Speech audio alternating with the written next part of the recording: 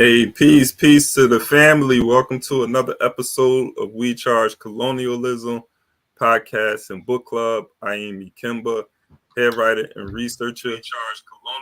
We Charge Colonialism.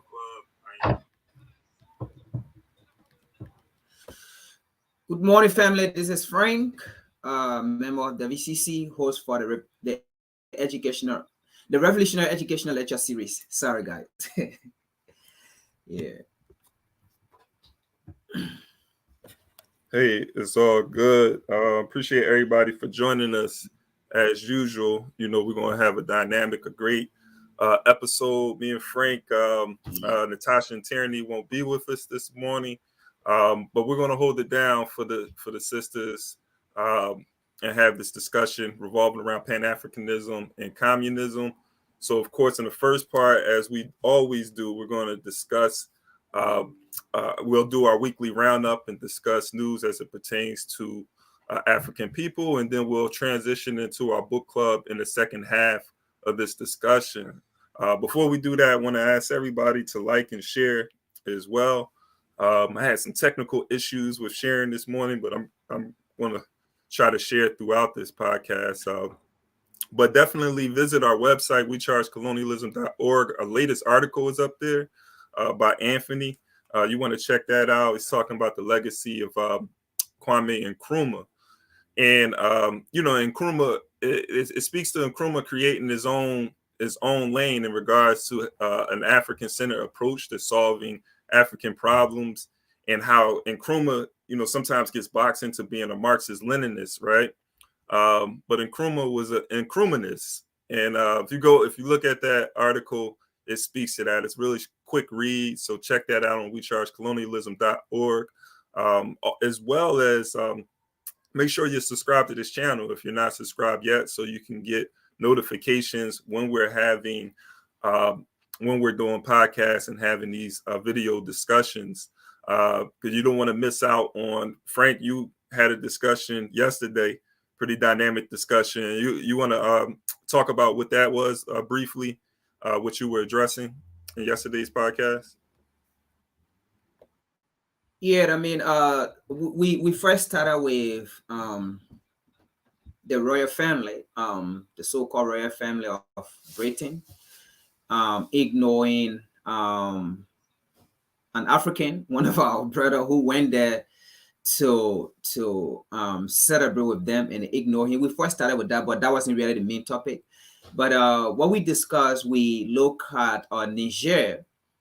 Niger is saying that the French army should get out of Niger, just how the Malian and the citizen, and along with the army, they all the authority, and they took out the Malian and the French army. So the Niger too, they have come to realize that the French army in Niger is not there, or they are not there to protect the Nigerian or the citizens of Africa in our region. They have come to realize that they are there for the uranium. They are there to protect the uranium, and they have also realized that the French are the one supporting the terrorist activities in Mali, and also the terrorist activities in Niger, and the terrorist activities around that region. They have come to realize it, and they are asking that they want an immediate withdrawal of the French army out of Niger. They don't need the French should be out.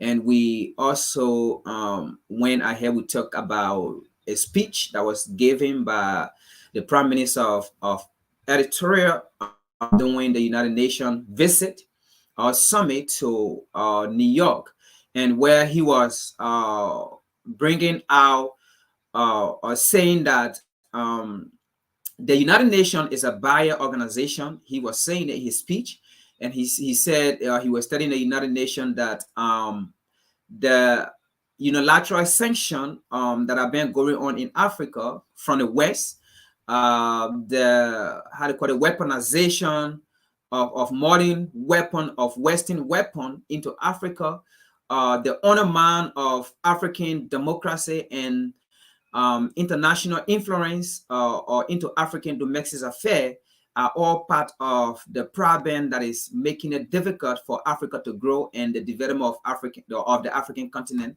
And a lot of things he mentioned.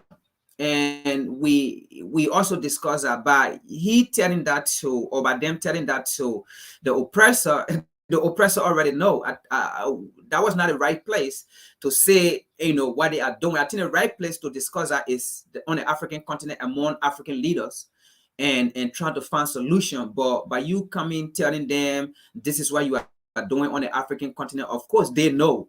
But again, it was great. It was a great speech, but there was no solution within that speech, and that was my frustration when he gave that speech. There was no solution within that speech, and he did not say or tell the African leaders that when we get back to the African continent, this is what we need to do. But with the video yesterday, we tried to bring a solution as to what to do to solve those problems that we keep reminding the Western world of. So you can check it out. It was a great video. Subscribe to the new channel that we are on right now, so you can check it out and see, and then you can also share it. Yeah, and actually, I think that that was the last video that was recorded on the old channel that we were using. So if you do want to check that out, it's on We Charge Colonialism TV. But moving forward, we'll be doing our podcast and book club from here. And so, yeah, it's an important discussion that you were having, and I think that at We Charge Colonialism, this is what we do. Like we analyze, we critique what our so-called leaders are doing. And what we need to be doing that's necessary to bring about the liberation of African people.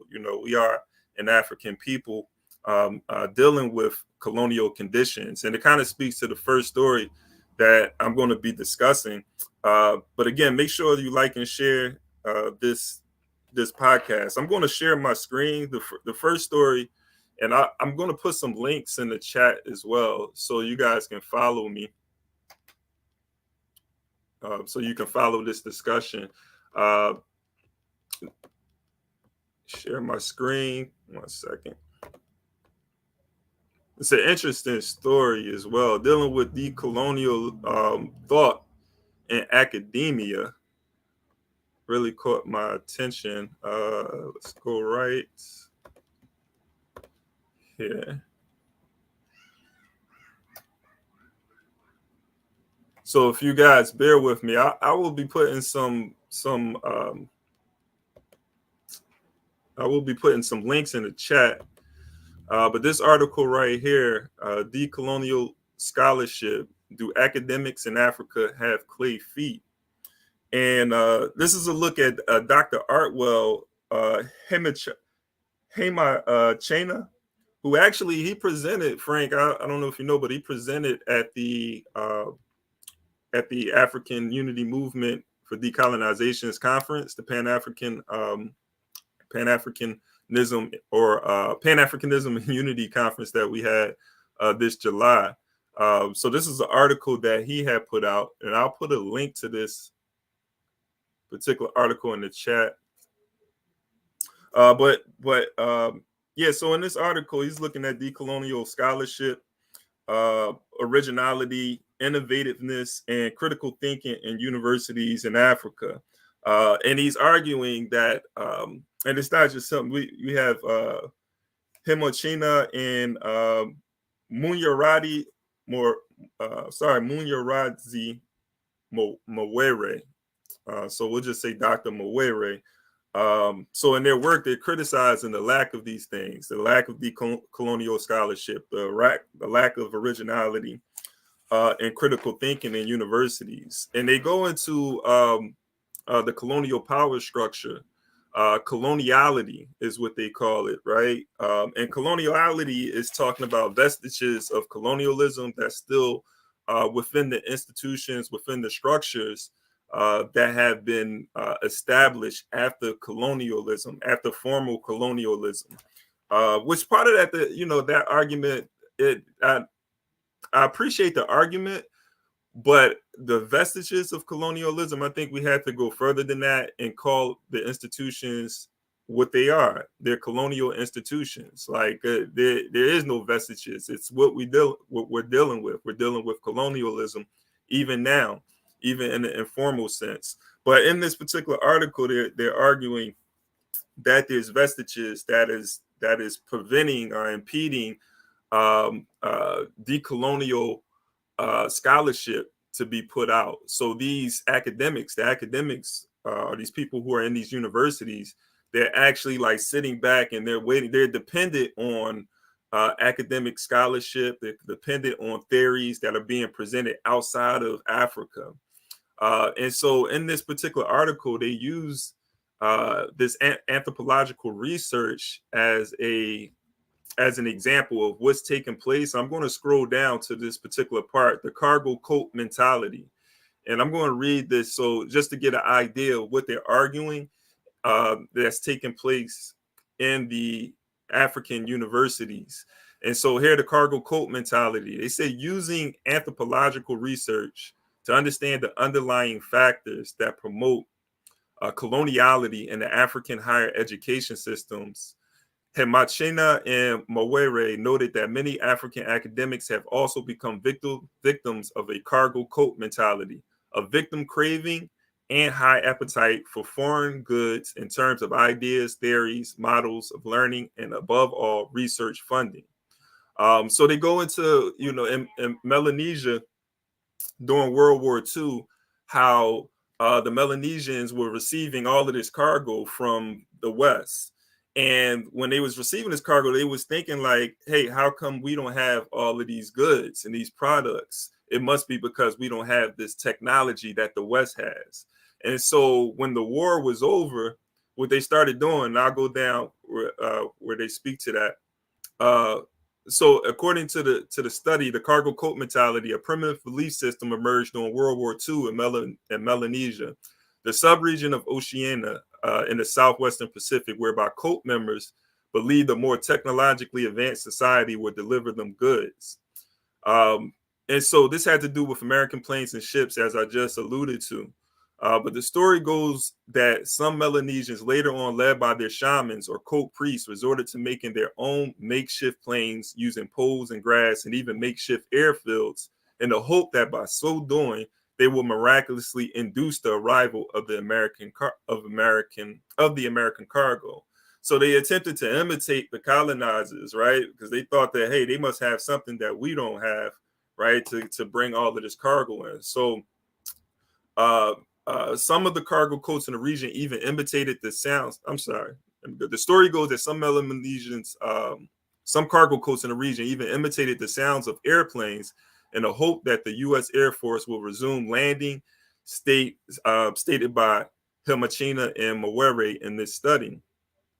So drawing the similarity, the researchers noted that whereas Melanesian cargo cults waited by their makeshift airfields and by the seaside hoping that cargo would arrive from overseas, some academics in Africa wait in their universities for ideas, theories, and models to arrive from abroad. So, I mean, the gist of the story, though, is that the academics are not taking the lead in developing solutions or theories that is geared towards solving African problems. And they're becoming content in receiving funding from the outside. And it speaks to the importance of think tanks that are controlled by African people. Like what we're doing here, what we charge colonialism as a think tank, speaks to the problem that is being raised in this particular article. So we need to be the ones who are influencing theory, thought, and behavior in the African communities, whether it's in the continent or the diaspora. And so, when we have these African universities that's dependent on the colonizers, we don't have what we have. We don't have what is discussed in here in regards to vestiges of colonialism. We have colonialism. We have colonialism in this institution, neo-colonialism, where these the university professors are actively participating in the own suppression of African thought. And so I wanted to raise this particular story. I'm going to put some links in the chat so that you all can check it out for yourself. But Frank, did you have any thoughts on on this article?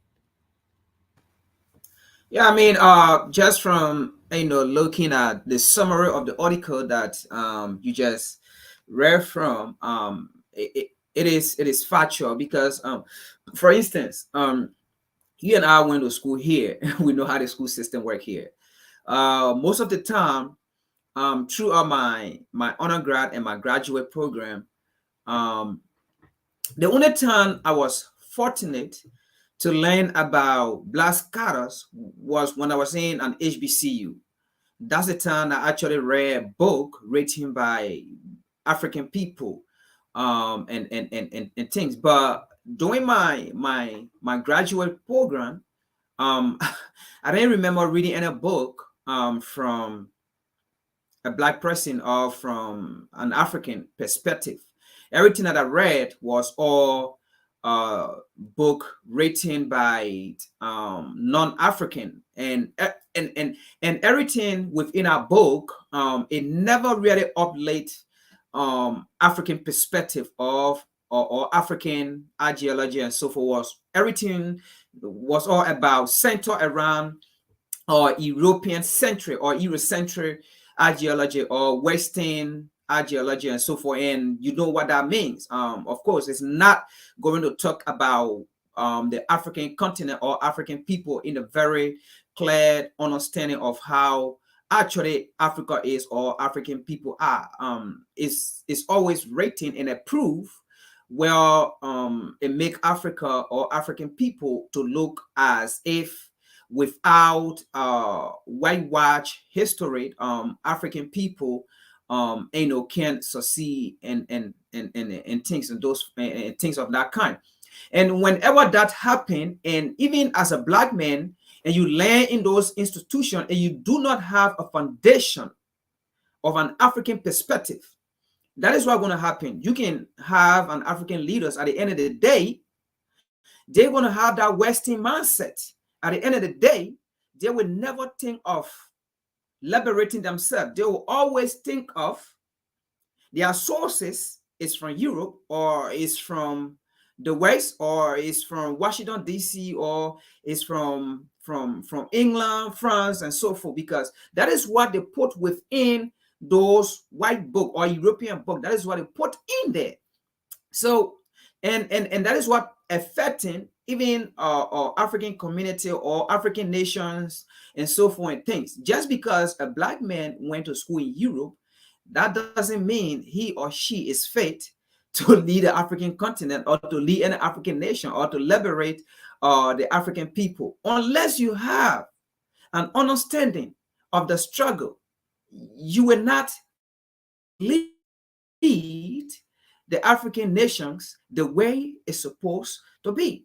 And that is what exactly that article is talking about. And that is the kind of dilemma we African people are facing in this current time. And that is why they are fighting so hard to disregard the African history.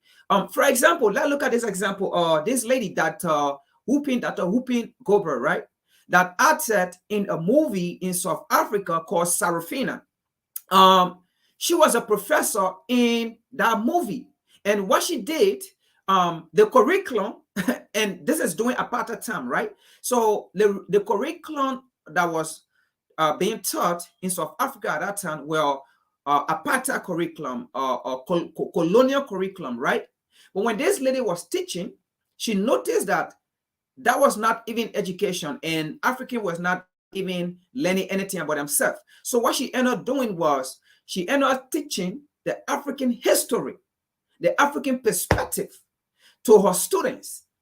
And when the apartheid government got to realize that this lady was teaching the African history, she was arrested and she was made known that you cannot teach the African history to the African students. And she kept doing it. And obviously what it did was they imprisoned her. The movie called Sarafina. And that just go to what Booker T. Washington wrote in his book, The Life and Death of Booker T. Washington, that he himself wrote.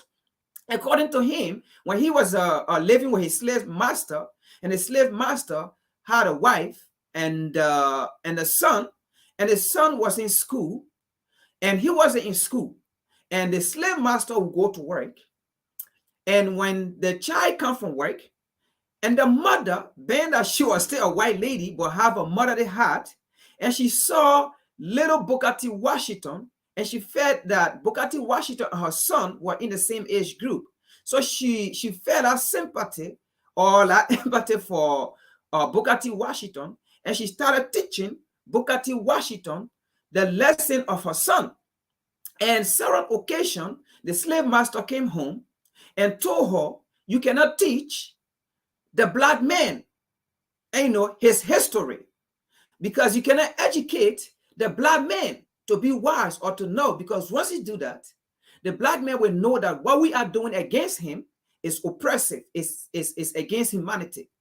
And that is what exactly going on. That is to say, just to reference it to the book, I don't care how you can be educated. You can have the PhD, or the HD, or the whatsoever in the world. As long as you do not have that African perspective, you can be, you're not going to be 80% a good leader for African people. You're going to be a neo-colonialist. And that is the kind of things we see within among the African people.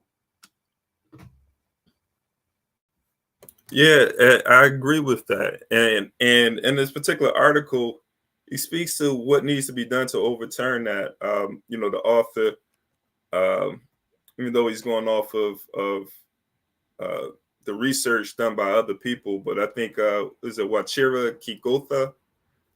He's speaking to when he talks about the articles, the lack of self-criticism that's taken place in the universities. And so, even when they're, trying to critique Robert Mugabe or, any of the African leaders, what they're failing to do is critiquing themselves and how they're participating and carrying on the same colonial mindset by upholding those colonial values.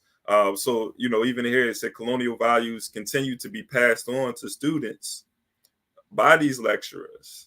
So, it just shows the connection. We perpetuate, even in our own, just critiquing, myself and many of us who, get up and we go to work and we try to make a living for ourselves. But what are we doing outside of that? Like, we have to survive. But what, just speaking generally, what are we doing to liberate ourselves? Knowing that we are sort of we have been forced into this colonial structure to be able to survive. But our participation only feeds the colonial system. Our participation maintains it. And so we have to critique ourselves. And critiquing ourselves, we can change our behavior and develop behaviors that are going to be anti-colonial. And I think that's why this article is pretty very important. And even the research, I put some links in there. I put some links in the the YouTube chat on coloniality and power. So speaking to this theory that was developed by this Peruvian theorist Aníbal Quijano, who wrote Coloniality and Modernity / Rationality. That link is also in the chat.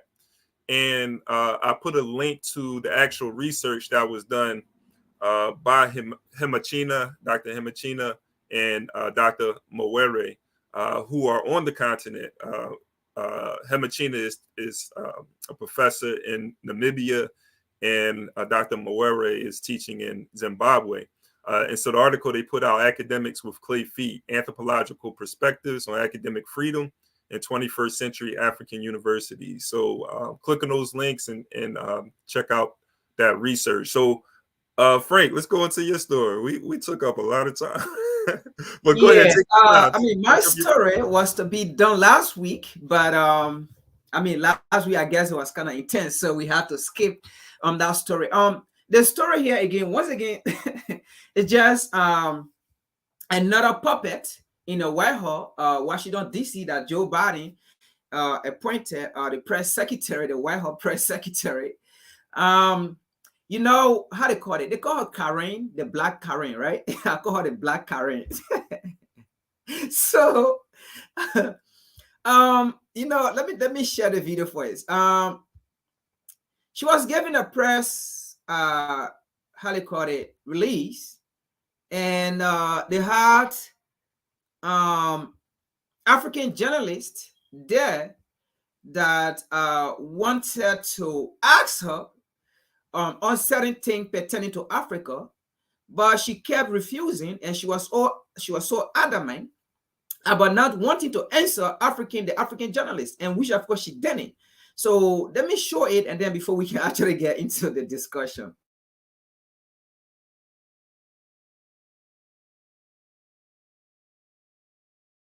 She's avoiding their questions. Afterwards, between the Justice Department and President Biden. One question for Africa, Kareem. I'm going to come back, guys. Thank you. We always have to beg for questions. Africans deserve questions as well, Kareem. Come on. What is the latest on communications with Beijing, and are there still efforts to find a meeting for? No update on his schedule on any meeting at this time. Look, we've said this many times that we're keeping the line of communications open with Beijing. The president spoke with President Xi not too long ago. We read that out. It was more than a 2 hour and 20-minute conversation. That was his fifth conversation with the president, and on staff levels, there's an open dialogue that we're going to keep. Can I have a question, Kareem? Okay, I'll take a couple more questions. Okay, I'm gonna take. Guys, go ahead. Okay. Give me a second. We have been asking for Go ahead. questions for every time. And even when you give questions to Simon, it's because you force. We don't need to force for question. We also deserve to have a question. I will get. Something against African reporters? On Afghanistan, Sheikh Sultan said last year that there was going to be an extensive top-to-bottom review of the drone, how that went. Can you start again, because someone was yelling over you? Jake Sullivan said last year that there was going to be a top-to-bottom extensive review on how that withdrawal went. The hot wash. There was some reporting today that is not going to be ready for the 1-year mark. I guess the question is, why is that process taking so long? What's been the holdup there? So I know you're talking about the hot washing specifically. So the update that I can give you from here is that departments and agencies have begun their independent after-action reviews of the operations at the end of the U.S. military mission in Afghanistan. And again, once those internal reviews are done, we will have an opportunity to look at the full picture. Once they're done, we will give you the full picture in a way that will help inform future operations. Department and agencies will share lessons, learn consistent with operational and classification security. It's just still underway. Once we have that, we will share our lessons. So that's wait on like agency level, department level. You haven't, White House hasn't received any. From what I understand, it's the department and agency levels. Timeline for when that's. Don't have a timeline for you on this. Go ahead. Can I Go ahead, have a Andrew. question, Kareem? Thank you. Adjacent to the news of the day from yesterday. From that clip, it was obvious that she never Okay, so What's going on, man? That's sad. That's sad. man, did you see that? Yo, it's ridiculous. She's supposed to have an attitude. Like, as a matter of fact, no, I'll come back to you guys. Let's get a question for Africa. You know, like come on. She don't even care how it looks. She didn't even care how it looked on the surface, right? That's how that's how brainwashed she is, man. Listen, you know, if about it, right? Like, man, I mean, I guess race first isn't on her mind. Go ahead. Yes, and what happened here is the thing that hurt me the most after she ignored this lady question and she picked who she wanted to pick, and a question was asked to her, and to humiliate the African journalist, she said to the European journalist or the American journalist, can you repeat that question again? Because someone was interrupting me. Man, and she heard the question. Now, and she kept telling the lady, I will get back to you. And she never got back to her. But the thing here is, you know, it shouldn't be surprising. And my message again, that is why I always focus on the African leaders. And I always focus on the African continent. Because they are so naive and dumb to the extent that whenever they are having African meetings or African agenda, they always get a gust to invite European journalists to come in and get every information and then take it back to Washington, D.C., and then take it back to Europe, and then take it back to Asia, their enemies. And then letting their enemies know that, oh, this is what have been discussed in Africa. So we are giving it to you guys. I mean, what this lady did there, let me tell you the fight. It just simply means that they don't want to give African journalists the chance. Because if they start it, this is what's going to happen. African journalists will now have the opportunity to infiltrate in their mind. African journalists will now have the opportunity to infiltrate their meetings or their conferences or whatsoever they are discussing. And she was actually telling African journalists, you don't belong here. This is now about Africa. This is about America. So that is why I'm not going to answer your question. And that is why I'm going to keep telling you, I will get to you, I will get to you. And she was working for her master. Just because we see a black man or a black woman in a position, because the last time I checked, it was African people, black people, specifically women, and some men, black people were sharing this lady pictures all on their Facebook, all on their platform. The first African-American lady, or the first days, or Joe Biden just appointed an African or a black person, they were happy, right? But when they get in power, they are not happy about the African problems to be solved. And that is what exactly went over there. It was not about because it was refusing to answer African question. No, it was about do not give the chance to African journalists to come in here. And she don't even know that. What she did, they put her on the stand. You know, they always use the black men to make the black people look ugly. Okay? And we're going to point at her to make her look ugly because she's serving in that position. And that is what happened over there.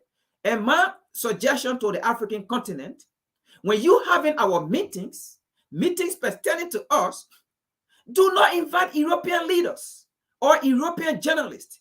Do not invite an American journalist. It's not worthy. It's against us.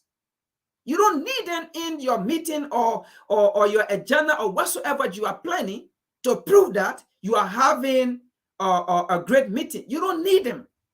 Just how they don't need us, we don't need them. Let me tell you, folks, everything that Europeans do to us these days, we need to do the same thing. Everything that the Westerners do to African people, we need to do the same thing, the opposite. We need to do the same thing to them. Let them know if they slap us on our left cheek, slap them on their right cheek. Let them feel the pain too. I can leave you, brother Kima, to come in, man.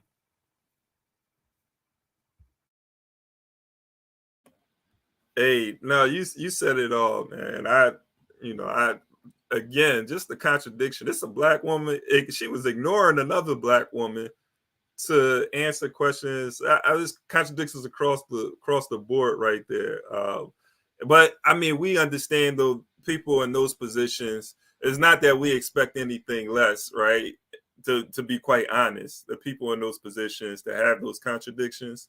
Like, she's serving the colonial empire. Like, what do we expect? It's like, did we really expect Obama to do something when he was in office for African people?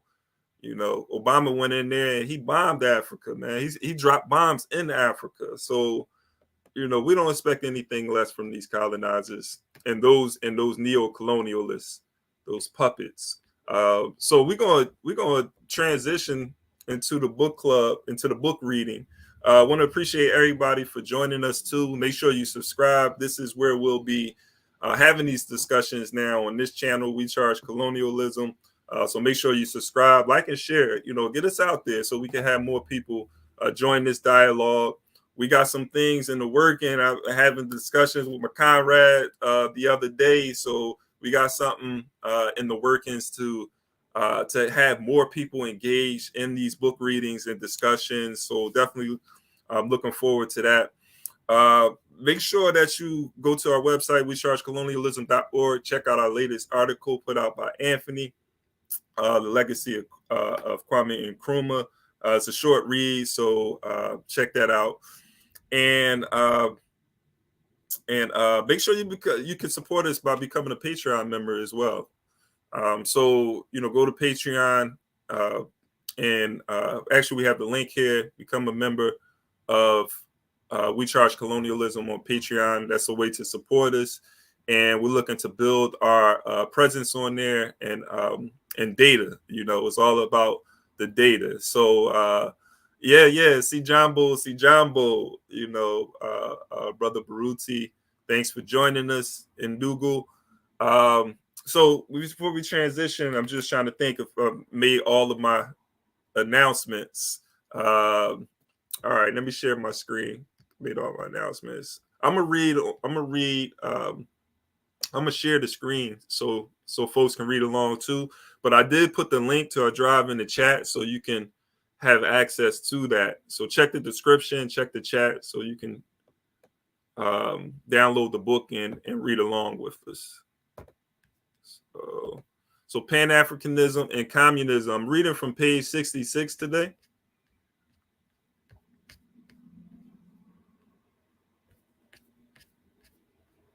All right, the American Negro Labor Congress and the World Negro Congress. I'm going to be starting from there. So the Comintern's effort to address and solve the Negro question were hampered by the weakness and often inactivity of individual communist parties. At the Fifth Comintern Congress in 1924, both the French and British Communist parties were criticized for their inactivity. The French for not doing more to organize amongst Africans living in France, and the British for not openly demanding the independence of the colonies in their propaganda. In the French case, this criticism also came from African and Caribbean party members. The Communist Party in the United States also came under criticism from its African American members for its approach, and the latter called for their own American Negro Labor Congress, ANLC, to be established, a demand supported by the Comintern. But despite a resolution at the ANLC's founding in 1925, calling upon its executive committee to lay the foundation for a world organization of the workers and farmers of our race, and to make this organization a leader and a fighter in the liberation movements of all darker-skinned peoples in the colonies of imperialism everywhere, the ANLC failed to make the desired breakthrough and was unable to convene the World Negro Congress, which many of its members desired. So I guess before we go into the other section, World Anti-Colonial Conference and League Against Imperialism, I think this particular section is points out some very important contradictions. First, it brings to light just the lack of concern or the lack of a will to address the African condition by these European communists. Whether it's the communists in Russia, or communists in France and Britain, but at least those in Russia was raising the colonial contradictions, right? But weren't doing enough, I think, to overturn colonialism. But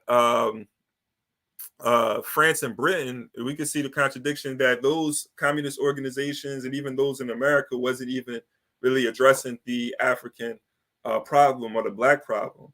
It took for the Black communists, which is not a surprise. Only we can really develop solutions for our problems. And I think the worldview that they were coming from was a European worldview. So they were they seeing themselves as oppressed. These workers, they seeing themselves as being oppressed and exploited in the countries where they are at. And so whatever solutions that they're going to develop is going to be to address those problems. Africans, on the other hand, Black people, on the other hand, where we are, we have a different experience than those white workers, because even those white workers are able to benefit from the exploitation of African people around the world. So, just raising that just to say, like, they're not going to develop any solutions to address the African problem. And that's why there was this split in the Communist Party, where Africans began to develop right here it said the American Negro Labor Congress. We also developed organizations. There was the Congress Civil. We developed in the United States. We also the Civil Rights Congress was developed. Well, William Patterson was one of the organizers of this Congress, and they were the ones who went to the UN to charge the United States with genocide. Right, we began to address our own problems. So I just wanted to raise that because that just stood out to me. I don't know if you wanted to add to that as well, Frank. I mean, you said it. At the end of the day, the problem of African people, it can't be solved by any other person. It can only be solved by African people. And let me just add, let me go off a little bit of the book to just add something to what I even observe around the world right now, what I'm observing, okay, and what have taken place. The reality here is, when you really look at Africa, nations that was colonized within Africa, right?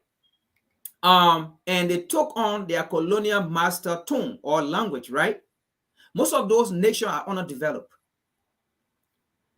And when you look at the East African nation,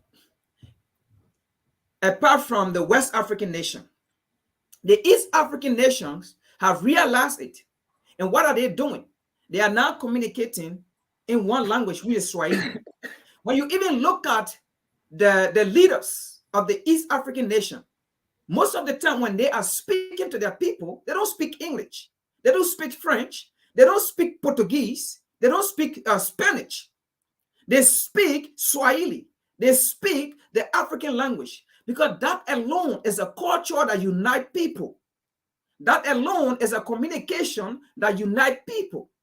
That alone is a part of, is a norm, right? Part of a people that identify people.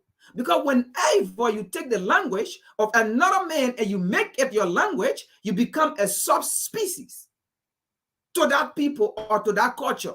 The Indians were colonized, but did the Indian or take the British language or the Queen language? No. They have the English, the Indian language, because that unite them. The Chinese, did they take the Queen language or the American language? No, because they knew that would disunite them. So they stuck with their culture, they stuck with their language, they stuck with their with their mother tongue. And look at them today. Okay, look at the Italian. I was so shocked when I look at the Italian prime minister. She wasn't speaking English, she was speaking Italian, because that is what unites them. Within themselves, a boy or so, it bring your humanity out. But with the African continent, we are just slowly realizing it, especially the West African nations. They still believe in their mother tongue. They want to speak English, they want to speak French, they want to speak whatsoever anything, and they are still nowhere. While the East African nation have realized it and they are speaking Swahili, and which is the truth. And I think it is about time we realize it and put our act together, just to add to what you read from the book.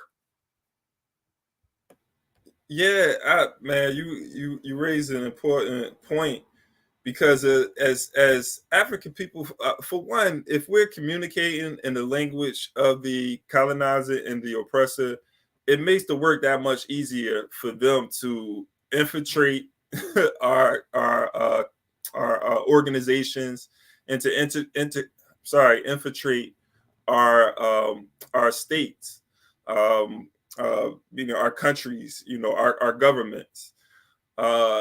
When you think about like China, not to say that these in us using our own tongue or language that this can't be done, but it makes it that more difficult, right, for them to infiltrate. They got to train people to be able to understand and speak the language and so forth.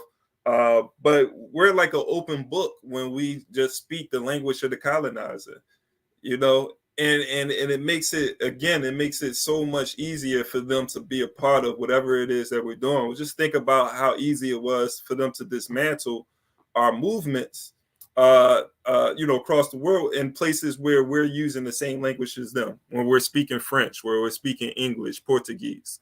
So I think that's an important point that you raised, and this is why it's important that we do, you know, pick up a African tongue, whether it's Tree, you know, Yoruba, Kiswahili, and so forth. But we need to, if we already know these languages, making it the primary language that we speak in, because we go to some of these African countries where you have someone who can speak 8 languages, but they're primarily using English because that's just show, or French because of the power and dependency that they have on these colonizers. So once we sever our ties, it comes to the point where now, you know, Americans are going to have to learn Kiswahili. You know, the British, the French are going to have to learn, pick up a second and third language and learn Tree and learn Yoruba, enable for them to survive because of their dependency on African people. They already have a dependency on Africans. They're dependent on our labor, the things that we produce. But the only difference, despite this dependency, they control those things. They control those things. So once we gain control of those things, right, the things that they're dependent on, then it's game over. It's checkmate. But let me go to the next section. See, hey, again, an important point that you raised. Am I off? Okay. So World Anti-Colonial Conference and League Against Imperialism. In 1927, Brussels, Belgium was the venue for the famous World Anti-Colonial Conference, which led to the founding of the League Against Imperialism and for Colonial Independence, LAI. The Brussels Conference was convened by the League Against Colonial Oppression, which had been founded by German communists in 1926. Nearly 200 delegates participated in the conference. Representatives from throughout the colonial world and such personalities as Nehru, Madame Sun Yat-sen, and Albert Einstein. There were also many representatives from Africa and the African diaspora, including Misali Hajj and Hajj Ali Abdelkader from Paris-based El Etourneur Africain, Carlos Martins from Haiti, Max Clainville Blancourt, and Camille Saint-Jacques, representing the Paris-based Union Intercoloniale, Lamine Secour, member of the French Communist Party, and Narcisse Danet, representing Comité de Défense de la Race Negres, JT Goumede of the African National Congress, James Laguma of the CPSA, and Richard B. Moore representing the ANLC. Richard B. Moore was also a member of African Blood Brotherhood as well. William Pickens of the NAACP, George Weston, president of the UNIA, and other African American radicals, such as Hubert Harrison, have been encouraged to attend the Brussels conference by the ANLC, but were unable to do so. That would have been powerful, man, if they was there too. I'm looking at these names like this is what I'm talking about right here. Because these are some heavy hitters. Talking about Hubert Harrison and Garvey, you know, if they were able to, George Weston, president of the UNIA. However, Pickens did subsequently attend the Second Congress of the ALI held in Frankfurt in 1929, along with several African-American delegates such as Williana Burroughs, as well as future president of Kenya, Jomo Kenyatta, then residing in London, and Garan Kouyate, originally from West Africa, but representing the Paris-based Ligue de Défense de la Race Negre. The 1927 conference established its own 5-member Negro Commission, including Blancourt, Martins, and Gumede, and Senghor as chairman, and Moore as rapporteur. Is that rapporteur? Rapporteur, sorry, and devoted a whole session to the Negro question. Moore played a major part in the conference and introduced and presented the common resolution on the Negro question, which included references to Africa, the United States, and the Caribbean. The resolution demanded complete freedom of the peoples of Africa and of African origin, complete equality between the Negro race and all other races, control of the land and governments of Africa by the Africans, immediate abolition of all compulsory labor and unjust taxation, immediate abolition of all racial restrictions, social, political, and economic, immediate abolition of military conscription and recruiting, freedom of movement within Africa and elsewhere, freedom of speech, press, and assembly, the right of education in all branches, the right to organize trade unions. The resolution concerns itself with the emancipation of the Negro peoples of the world and was perhaps the most politically developed statement that had been formulated on this issue. To accomplish its aims, Moore called for the organization of the economic and political power of the people and unions and cooperatives, a struggle against imperialist ideology, and he stressed the importance of unity with all suppressed people and classes for the fight against world imperialism. So just to stop there, this speaks to how it speaks to the importance of African people coming up with their own solutions to their problems. And so doing something that the Communist Party, Commentary, was not doing, something that they lacked in their platform, is centering African people. You have to center Africa. The entire social system was built on the oppression and exploitation of African people. It wasn't built on European the labor or the exploitation of European workers, right? And it's not to say that European workers didn't contribute to the development of the system, but even the European workers were able to, the working class and the middle class, white middle class and poor, still were able to put themselves in a more privileged position based off of the relationship that they had with African people. The structure of the system, I mean, they codified the oppression and exploitation of Black people, right? Where there wasn't no upward mobility for Africans. So, but this speaks to, like, if you look at this platform right here and what the resolution is demanded, it speaks to what, if we're demanding these things, then it speaks to what was taking place, how the society was structured, right? Immediate abolition of all racial restrictions, social, political, and economic. Immediate abolition of military conscription and recruiting, right? Like, people were being forced to fight in these colonial wars, right? We talk about conscription, like that's what the American Revolution. Part of the reason the American Revolution took place was because of conscription. Like, the European was like, no, like, we're not fighting, for fighting our oppressors' wars. So, like, this is, very important because it speaks to, what Africans were forced to do. Now we're at the state where, Frantz Fanon talks about how the colonized is colonized for so long that they no longer have to force us. Like, the colonized will do it to themselves. And so, because of these conditions now, and I'll stop here, Frank, so you can have some thoughts, but we're at a point where a lot of the things that we do to participate in our own oppression and exploitation is not necessarily done by force. We have been conditioned to participate in our own oppression and exploitation. And this is why decolonization of the mind is so important. That's why we charge colonialism as a think tank is important, so we can address these contradictions. But go ahead, Frank. I know I exhausted that. Yeah, I mean, just to add to that, as you're reading, it came to my understanding that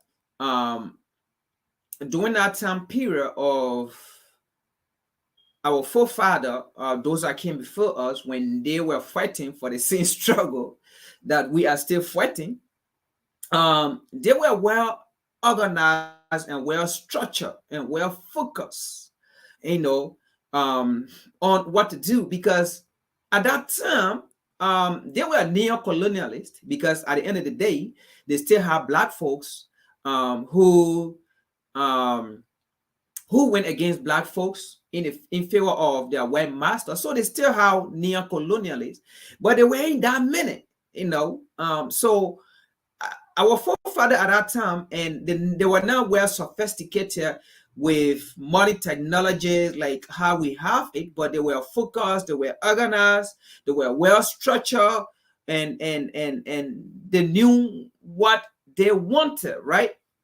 And so it was also kind of difficult, because almost everything about them, when it comes to politically, socially, those things were all done by them. When it comes to publishing their information and so forth, were done by them. But unlike our time, our date, the colonizers have come to realize that if we totally ignore African people or black people, if we totally ignore them, and, you know, they will realize that what we are doing, like, we are not willing to actually accept them, and that will become difficult for us, and it will empower them, because it will make them to unite. Okay, we saw that during Donald Trump time, and I can tell you, I don't know, this is my view, but Donald Trump time was one of the best time ever in American history to unite black people, because Donald Trump spoke the truth, and people saw him as bad people. The liberals saw him as bad people, even though they knew he was doing the right thing. But again, on the other hand, black people were uniting, African people were uniting, we are coming together, and they begin to understand that, you know, what we in here is not whether you are liberal or you are Democrat or you are Republican. This is true, and this is what they think about us, and that's what Donald Trump is telling us. And what did they do? They fought hard to remove Donald Trump from power. They didn't remove him because they feared that he was being racist, or he was the most racist man, or he hated black people. That wasn't the reason why they removed him. They removed him because he was educating black people that you have to stand up for yourself. Nobody going to do it for you. You have to liberate yourself. You have to put yourself on the top, on the chart. If you don't get there, nobody going to put you there. You have to find your own destiny. Nobody going to find it for you. All right. And now they're removing, and the liberal or the so-called Democrat came in, and then it took African people back, and they are laying back, sleeping, and go and push the 8-hour job, get $13, and then come and think, you know, and it's not even empowering them, because at the end of the month, or you sending that money back to your oppressor, because almost everything you have, their own is like you. I mean, I don't know. It's just I don't know how African people we really think that, you know, we hate people that tell the truth, and we love people that lies to us. I don't know, and it's just all over when it comes to African people. Now, Malcolm, you know, Malcolm X talked about it a lot, but like we have to, first of all, what the colonizer does is sweet talkers, man. Particularly the liberal, because you talked about the conservative, you talked about Trump, you know, people like Trump. They make the contradiction apparent for African people. Like, we can see under the leadership of, or the white leadership of a person like Trump, that these people, you know, they don't really care about the welfare of African people. It's made apparent, and they're not even going to make any strides or take any initiative to try to transform the conditions of African people. They make it clear, they make it known. You know, you on your own. Pull yourself up by your bootstraps. They tell us what we need to be doing anyway, in regards collectively, not the individual mindset, but collectively. we need to be pulling ourselves up and not looking to for anyone else to do that for us. So they make that be known. The liberal smiles in your face and say things are all right, it's going to get better, and they sweet talk you and just tell you, hold on, hold on. Progress is being made. Progress has been made and it's been made. And so the colonial conditions don't become as apparent, even though we're living it. It doesn't become apparent because we mentally have been manipulated or deluded or duped into thinking that, there's progress being made and just around the corner, we'll be liberated. So, I think that's an important point that you have raised. And part of the decolonization process is seeing our own conditions and experiences through the lens of African people, no other person. I don't even want to hear from you if you don't understand colonialism is the condition that we're under. If that's not a basic premise of yours, then you can't help us. Not at all. You can't help us at all. So we're at the top of the hour, man. We appreciate you. Have any last thoughts, Frank? No, just summarize it, ending up. Yeah, man. I want to appreciate everybody for coming over and being a part of this discussion. So this is where we'll be airing our podcast moving forward, all of our podcasts. I'm actually going to do something on Tuesday. I had to cancel it a few times, but Tuesday I'm going back to the Black on Black violence, the psychodynamics of Black self-annihilation in service of white domination. So that's Dr. Amerson Wilson. Pick up that book and join that discussion. I don't have a PDF of that, but I want to encourage folks to get that book. And I think it'll be the fourth or fifth one that I'm going to be doing. So be a part of that so we can come up with solutions. We can dissect and come up with solutions to the problems of intercommunal violence. And I understand the issue with the title Black on Black violence too. Even that category, I'm sorry, labeling intercommunal violence as Black on Black violence.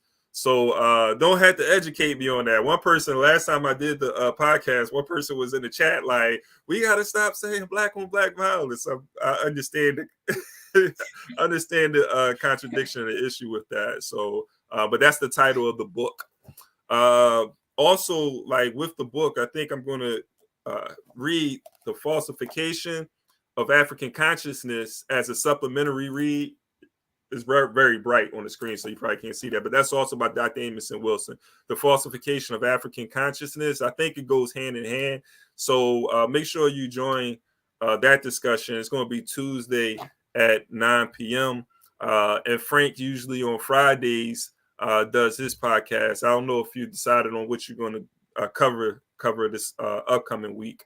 But make sure you subscribe to this channel, We Charge Colonialism, so you can stay up to date with those broadcasts, as well as visit our website, become a Patreon member, support us. I want to thank you all for joining us in this discussion. And until next time, just want to say Amani Naguvu and Uhuru to all my people out there.